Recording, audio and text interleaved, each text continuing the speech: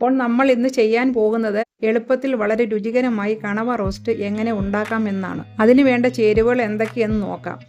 1 kilo കണവ clean ചെയ്തത്, 2 spoon മുളക് പൊടി, 1.5 സ്പൂൺ മല്ലിപ്പൊടി, 1 സ്പൂൺ ഫിഷ് മസാല, 1 സ്പൂൺ കുരുമുളക് പൊടി, ഉപ്പും മഞ്ഞൾപ്പൊടിയും ആവശ്യത്തിന്, 3 സവാള, 1 കപ്പ് ചെറിയ ഉള്ളി, 2 പച്ചമുളക്, 2 തക്കാളി പേസ്റ്റ് 1 കപ്പ്, ഇഞ്ചി വെളുത്തുള്ളി പേസ്റ്റ് 1 സ്പൂൺ, വെളിച്ചെണ്ണ 4 സ്പൂൺ, 1 പിടി കറിവേപ്പില.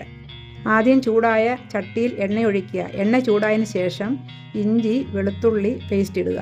ഇതിൻ്റെ നിറം മാറി ഒരു ചെറിയ ബ്രൗൺ കളർ ആവുമ്പോൾ അരിഞ്ഞു വെച്ചിരിക്കുന്ന ഉള്ളി, സവാള, പച്ചമുളക് ഇടുക. അല്പനേരം ഉപ്പിട്ട് വഴറ്റിയതിന് ശേഷം തക്കാളി കൂടി ചേർക്കുക. അതിലേക്ക് മല്ലിപ്പൊടി, മുളക് പൊടി, മഞ്ഞൾപ്പൊടി, ഫിഷ് മസാല, കുരുമുളക് പൊടി, ക്ലീൻ ചെയ്ത് വെച്ച കണവ കൂടി അതിലേക്ക് ചേർക്കുക.